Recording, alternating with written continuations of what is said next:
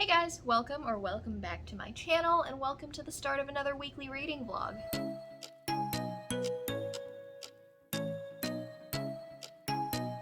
So if I did these more often, it would be easier on me, you would think, because then I wouldn't have to catch you guys up on everything that I did in the previous week, and yet, here we are. So, once again, I have skipped a week. Let's see. And in my previous reading vlog, I think that I was still in the middle of Gutter Mage at the end. Since then, I have picked up a couple of books. I have made it through The Other Merlin by Schneider, I think is the author's name. And honestly, I freaking loved it. I blew through that book really quickly, and it was like a YA King Arthur retelling, which I am a sucker for. I am a huge fan of the show Merlin. I am a huge fan of King Arthur and the Knights of the Round Table. I have been for as long as I can remember. Those tales and those stories have always just, I don't know, really fascinated me. And this was a really interesting take on it. It was like a very, I don't know how to describe it. It was like a humorous retelling with a gender-bent Merlin. So Merlin, in this case, her name is Emery. And she is one of a pair of twins. Her brother, I think his name is Emmett, was the one meant to go to the castle to be the king's sorcerer, wizard, whatever they called it. But something happens and she has to take his place, and she has to pretend to be a boy in order to do so. So we've got a little bit of the Mulan trope in there. And it was so funny. And every single trope was something that I adored. And oh, it was just so good. I mean, the anachronistic humor in it was, I think it says right in the description, like it's right out of A Knight's Tale, and that's what made it so entertaining. And I think that probably there are going to be people that disagree because they want all of the things to be historically accurate. Like, they wouldn't say that in that time period, which is fine. But it's also fantasy, so they can say whatever they want to say. Historical fantasy, I guess, but whatever. It was great. I gave it a 4 out of 5 stars just because some of the decisions that they made were a little bit annoying, but they are like 17-year-olds, so it kind of makes sense. I finished Gutter Mage by J.S. Kelly. I ended up giving it, I think, again, 4 out of 5 stars. I really liked it. I really enjoyed the entire thing. A little bit predictable, certain parts of it, but overall, the story was great. The twists were interesting. Some of them I did not expect, and I will be very looking forward to more books in the future for that.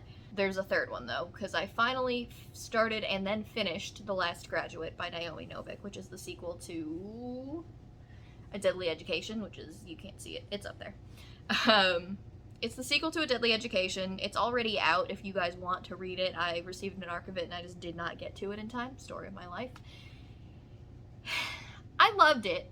I loved it like I loved the first one, and yet the end of this was such a bad cliffhanger. I'm not going to spoil exactly what happens, but if you don't like cliffhangers as much as I don't like cliffhangers, I thought there was going to be an ending, I thought there was going to be a resolution, but the fact that it ended on the kind of cliffhanger that it did made me take off an entire star. Like, I enjoyed every single aspect of this story until then. All of the character growth was great. There was none of the, racism kind of stuff that was in the first book, which Naomi Novik did say she was going to take out of future editions that were printed of that book. And I didn't notice any of it anyway. I obviously can't speak for anybody, but there was nothing glaringly obvious to me. And so I enjoyed it until the end. I finished it earlier today, and all I have to say is that the ending greatly disappointed me. And the fact that I have to wait an entire year, most likely, for another book in that series pisses me off. And that's why I hate cliffhangers. That's just how it is. So, yeah. It got 4 out of 5 stars, whereas it was a 5-star read literally up until that point. So, that was disappointing for me. But, I mean, it's still good. I'm not going to drop it lower than that, but, like, yeah. It was disappointing. So then, let's see what else. I am also in the middle of The Orphan Witch by Paige Cretcher. I'm listening to it audibly. I do have an e-arc of it. I believe this came out last month as well. I think it came out at the end of last month. I don't really have a grasp on what the story is about yet, other than that there is a woman whose name is Persephone, who has powers that she doesn't understand, and when people look her in the eye for too long, they kind of run away and kill themselves, which is super depressing, so she has issues forming attachments. But she has found a place where people are explaining to her what what is going on with her and that she's actually a witch and so on and so forth. That is as far as I've gotten. I haven't gotten super far into it. The audiobook is okay. The narrator is fine. I don't know, it's just that nothing's happened yet. It was really interesting in the beginning when every time, like, she was talking about people running off and killing themselves, which was, I mean, it sucks for them, but it was an interesting story. And then it just kind of all slowed down and now nothing appears to be happening. So we'll see. I'm going to keep reading that this week. I haven't decided what my next arc that I'm going to pick up is. September was a really heavy arc month for me, so I'm like, obviously it's October now and I'm just trying to get as many of those read still as I can. Late, obviously. But yeah, I will update you guys again when I have figured out what I will be picking up in addition to the Orphan Witch. But yeah, I'm just trying to get my reviews out for those as quickly as I can. In other news, I do have a little bit of a book haul because I turned some books into half-price books this weekend, and some of them were like textbooks from, well, not even college. Like, I had a couple from high school that were for like extracurricular activities, so I ended up taking them in. Maybe a couple of them were college too. I don't know. It doesn't really matter. I took a bunch of books in, and I ended up getting way more back for it than I had anticipated, because usually when I take stuff to half-price books, they tell me I'm getting like $6. But this time, I had enough to cover the cost of both of these. So I got The Rhythmatist by Brandon Sanderson, and the illustrations are by Ben McSweeney, which I have heard a lot of people say really, really, really good things about.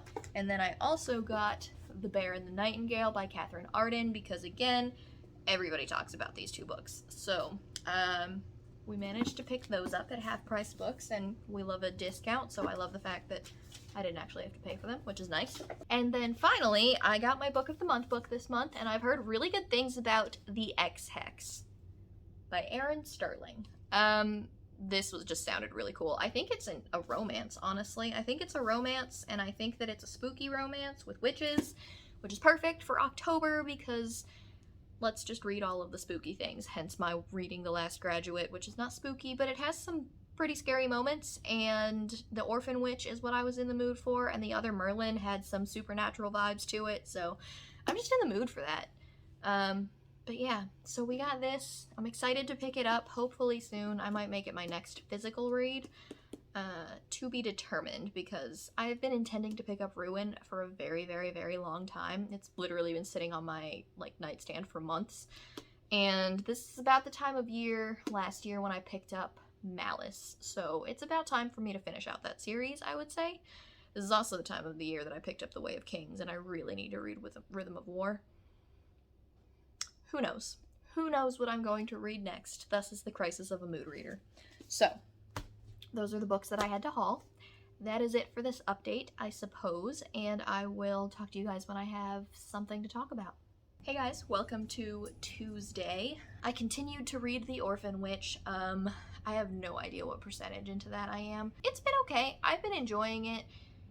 I don't know if the audiobook is just not super interesting to me. I might have to switch to reading the ebook of it just because I don't know why. I don't know what about it is like something is missing. I don't know if it was like kind of pitched as a romance and I'm not really getting any of that or what. I don't know. Right now it's kind of feeling 3 stars for me just because I have absolutely no desire to pick it up when I'm not reading it, and even when I do decide to read it, it's purely because all I can do at that moment is listen to an audiobook, and it's the only choice that I'm giving myself.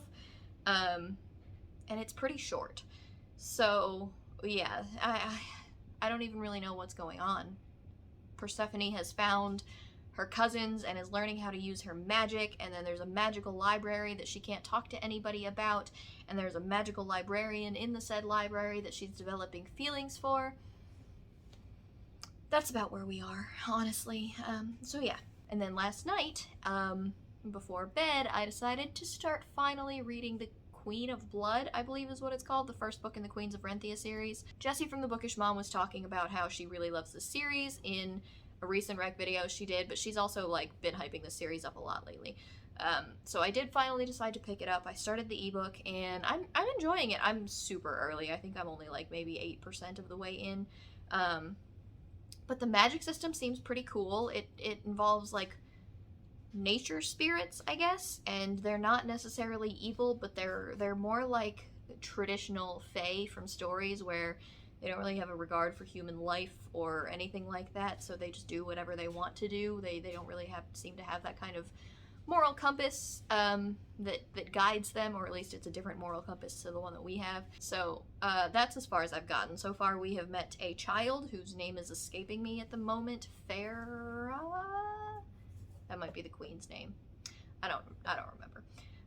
And then there's like a huntsman whose official title I think is champion. I don't really know what his job is either. That's how early on I am in it. But I'm enjoying the world so far. I think it's really interesting. So that is where we are at with this update. I meant to start filming this a lot earlier, but I got distracted with dinner and with Schitt's Creek. We're almost to the end of Schitt's Creek finally, so I have just been enjoying I think we're in season 5, and it's been such an adorable season. There's been a lot of character growth, which I am a fan of. So yeah, I've been enjoying Schitt's Creek instead of reading and filming, and that's where we're at. Also about to film just a quick tag video on top of that I will hopefully also be able to get out this week.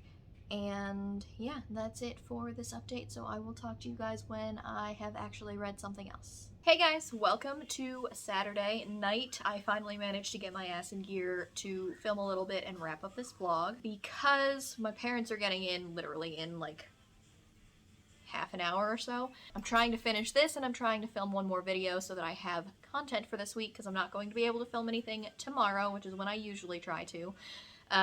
So yeah, we are going to wrap up this vlog here. I do have a couple of books that I wanted to talk about, and that is one that I finished, The Orphan Witch. I did end up listening to the majority of it audibly. It was okay. I ended up giving it, I ended up giving it 4 stars, which is actually a little bit higher than I thought it was going to be. It was more like a high 3, low 4 kind of a thing. It was okay. I could have done with a lot more in the actual romance, I think, than I got. But it was still pretty good, and I enjoyed it, and yeah, I mean, it was a nice little Halloween kind of fall feeling romance, fantasy romance, I guess you could say. So it was alright. I also started and finished The Haunting of Hill House. We can finally check that off of my box. I listened to the whole thing audibly. It took me longer than I had wanted to. I gave it 3 stars. I don't know. It was okay. The whole thing was okay. I'm not a big, horror reader at all, and this definitely fell into that, and it was more of a psychological horror, I feel like, than a supernatural horror, which is what the TV show, I'm pretty sure, was aimed at being. But yeah, I read The Haunting of Hill House in about 2 days. It's a pretty short audiobook. It's a pretty short novella. I think it's only 200-something pages. So yeah, I gave that a 3 stars as well, and, you know, it was okay. It's not my favorite. Do I think that I'll read it again? Probably not ever. Do I think that I will watch the TV show? Hard pass. I am a wimp. I am 100% a wimp. So, no thank you. But we did that, and I can finally check that off on my challenge list. So my next one is that I need to read The Bone Ships by R.J. Barker, because that was the other book that John had given me in another challenge that I lost. So I will be starting that at some point soon. And then finally, today on my walk, I finished The Queen of Blood by Sarah Beth Durst. I ended up adoring that book. Honestly, it was exactly what I wanted in that time. It was kind of fall feeling because everything takes place in a forest. It's definitely not a happy-go-lucky kind of book. There is a lot of tragedy that occurs throughout, and some you really don't expect. The ending did not go in the way that I thought that it would, but the writing was really pretty. But really easy to follow. The characters made it very easy to fall in love with all of them because you could see why they were flawed in the way that they were flawed. And was it parts of it were a little bit predictable? Yes, but it was still really, really good. I ended up giving it a 4 out of 5 stars. I enjoyed it a lot, so much that when I finished it on my walk, I immediately jumped right into the second book because I was really, really interested in that. So, yeah, I will probably start reading that throughout the rest of this week as much as I can. And that is everything that I think I needed to update you guys on. We have a pretty busy weekend ahead of us. We've got a wedding that we need to attend, so Yeah, it's gonna be chaos. Hopefully I'll still manage to get my videos up on time, but we shall see. So I guess that is it for this reading vlog. As per usual, if you guys are interested in any of the books that I talked about, you can find them in the description box down below, as well as an affiliate link and a bunch of links to my social media, like my Goodreads, my Twitter, and my Instagram, if you guys wanted to follow me on any of those. And don't forget to like it if you liked it, and subscribe if you want to. I will see you in my next video. Bye!